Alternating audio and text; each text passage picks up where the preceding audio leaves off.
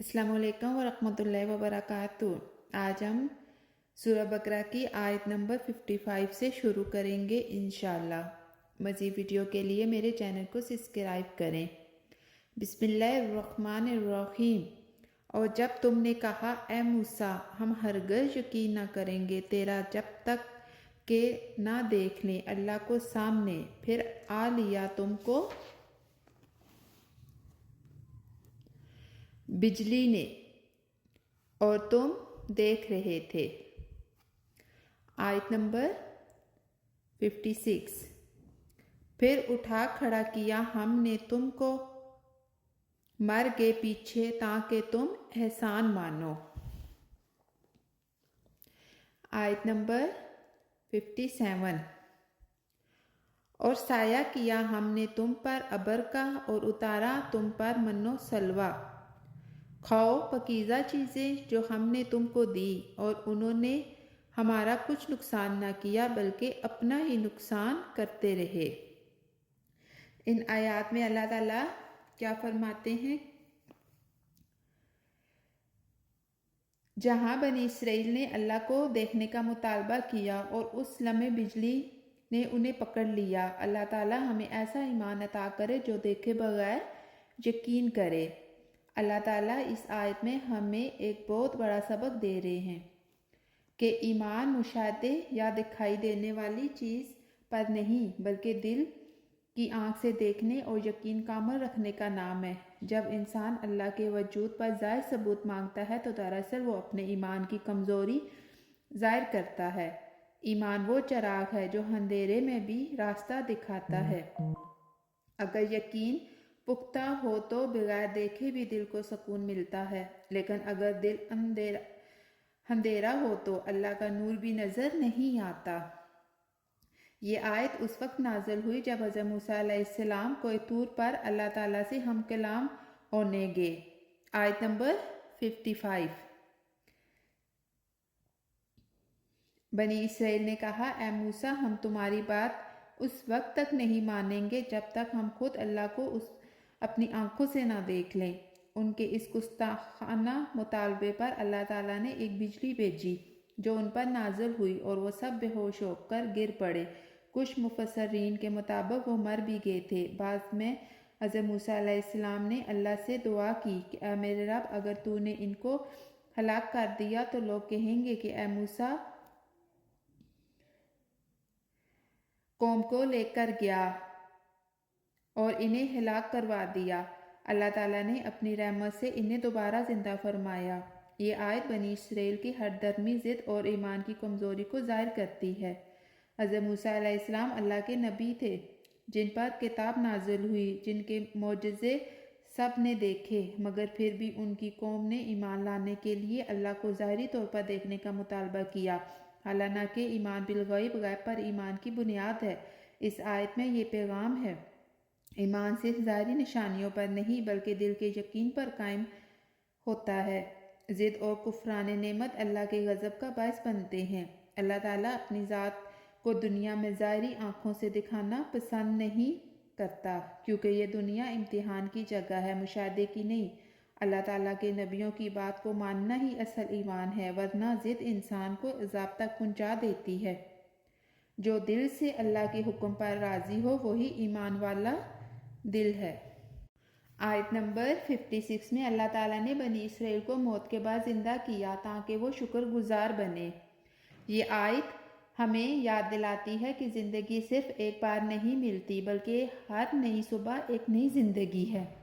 अल्लाह ताला ने बनी इसराइल को मौत के बाद दोबारा ज़िंदगी दी ताकि वो समझ जाएं कि हर सांस पर मौका अल्लाह का दिया हुआ तोहफ़ा है। हम भी रोज़मर्रा के गुनाहों में रूहानी तौर पर मर जाते हैं, लेकिन जब अल्लाह हमें तौबा, हदायत या नई राह दिखाता है तो ये हमारे दोबारा ज़िंदगी का मौका होता है। अल्लाह फरमाता है, मैं तुम्हें दोबारा मौका देता हूँ ताकि तुम शुक्र अदा करो।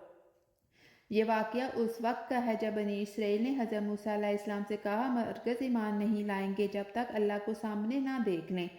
अपनी आँखों से खुदा देखने की ख्वाहिश पर अल्लाह ने इन्हें बिजली की लपेट में ले लिया, फिर अल्लाह ने अपनी रहमत से दोबारा ज़िंदा कर दिया। ये वाक़या उन पर अल्लाह की कुदरत और रहमत दोनों का सबूत है। زندگی اور موت اللہ کے ہاتھ میں ہے۔ گستاخی انسان کو ہلاک میں ڈال دے تو اللہ کی رحمت بہت وسیع ہے، سزا کے بعد بھی بخش دے تو دوبارہ زندگی دے دیتا ہے۔ شکر کرنا ایمان کی بنیاد ہے۔ جو اللہ کی نشانیوں سے سبق سیکھ لے وہ کامیاب ہے۔ اللہ کی قدرت لامحدود ہے، وہ لمحوں میں زندہ کو مار دے اور مردے کو زندہ کر دے۔ انسان کی طاقت اور علم کچھ بھی نہیں۔ ایمان ضد یا شرطوں سے نہیں، ایمان کا تقاضا ہے کہ اللہ کے فیصلوں کو دل سے مانا جائے، نہ کہ مطالبے کر کے معجزات دکھوائے جائیں۔ بنی اسرائیل کا اللہ کو دیکھنے کا مطالبہ ان کی اپنی ہلاکت بن گیا۔ یہ سبق ہمارے لیے ہے کہ اللہ کی شان میں ادب سب سے پہلی شرط ہے۔ اللہ کی رحمت سزا کے بعد بھی باقی ہے۔ وہ چاہے تو توبہ کے گناہ مٹا دے اور نئی زندگی عطا کر دے۔ اس سے بڑھ کر رحمت اور کیا ہو سکتی ہے؟ اللہ نے موت کے بعد زندگی دے کر یہ سکھایا کہ اگر انسان شکر گزار بن جائے تو اس کی زندگی سکون، ہدایت اور رحمت سے بھر جاتی ہے۔ اگر زندگی میں مشکلات آ جائیں، نا امیدی آ جانے لگے کہ سب کچھ ختم ہو گیا، تو اللہ ایک لمحے میں حالات بدل سکتا ہے۔ جیسے اس نے بنی اسرائیل کو موت کے بعد زندگی دی، ویسے ہی وہ ہمارے مردہ دلوں کو بھی زندہ کر سکتا ہے۔ آیت نمبر 57 میں اللہ تعالیٰ ہمیں یاد دلاتے ہیں کہ جب وہ نعمتیں دیتا ہے تو ان کا شکر ادا کرو، ان کی قدر کرو۔ ناشکری صرف زبان سے نہیں ہوتی، دل سے بھی ہوتی ہے۔ اللہ کو ہمارے نقصان نہیں ہوتا، ہم خود اپنی جانوں پر ظلم کرتے ہیں۔ اگر دل سے شکر گزار بن جاؤ تو نعمتیں بڑھتی ہیں، اور اگر ناشکری کرو تو دل کی روشنی کم ہو جاتی ہے۔ یہ آیت بنی اسرائیل پر اللہ کی مسلسل نعمتوں کا ذکر کرتی ہے، خاص طور پر اس وقت کی جب وہ حضرت موسیٰ علیہ السلام کے ساتھ صحرائے طیہ میں بھٹک رہے تھے۔ یہ وہ جگہ تھی جہاں وہ اپنے نافرمانی کے نتیجے میں 40 سال تک ٹھہرے گئے۔ سخت گرمی، کھلا صحرا اور اوپر سے نہ مکان نہ درخت، ایسی جگہ میں اللہ تعالیٰ نے ان پر بادلوں کا سایہ کر دیا۔ یہ اللہ کا خاص کرم تھا کہ ان کی حفاظت ہو اور دھوپ کی شدت انہیں تکلیف نہ دے۔ اللہ تعالیٰ نے انہیں 2 خاص نعمتیں آسمان سے عطا کی، ایک میٹھی چیز جسے قدرتی شہد یا شبنم جیسی مٹھاس جو زمین پر برستی تھی، اللہ کا صاف پاکیزہ اور قدرتی رزق، ایک پرندہ بٹیر کی طرح جو ہر روز ان کے لیے آ جاتا تھا۔ یہ ان کے لیے گوشت کا انتظام تھا۔ یہ سب کچھ بغیر محنت کے انہیں مل رہا تھا۔ کھانا بھی تیار، سایہ بھی تیار، رہنمائی بھی موجود۔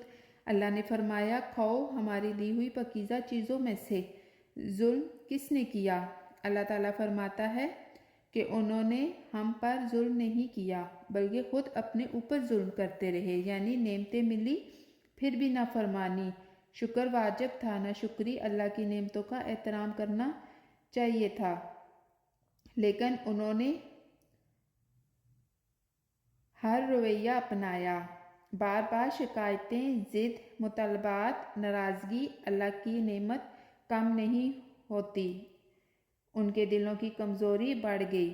اللہ کی نعمتیں ہر وقت ہمارے ساتھ ہوتی ہیں۔ جیسے بنی اسرائیل کو بغیر کوشش آسمانی رزق ملا، ویسے ہی آج ہمیں بھی زندگی کے ہر قدم پر نعمتیں مل رہی ہیں۔ صحت ہو، رزق، ہوا، گھر، سکون، مگر ہم اکثر پہچان نہیں پاتے۔ شکر انسان کو بلند کرتا ہے اور ناشکری اسے گرا دیتی ہے۔ بنی اسرائیل کی سب سے بڑی غلطی یہی تھی کہ ان کے پاس سب کچھ تھا، مگر دل شکر گزار نہیں تھا۔ جیسے صحرا میں اللہ نے ان پر بادلوں کا سایہ کیا، ویسے ہی آج بھی اللہ اپنے بندوں پر آزمائشوں میں رحمت کا سایہ کر دیتا ہے، بس انسان دیکھ نہیں پاتا۔ انشاءاللہ ملتے ہیں اگلے سبق کے ساتھ، تب تک کے لیے اللہ حافظ۔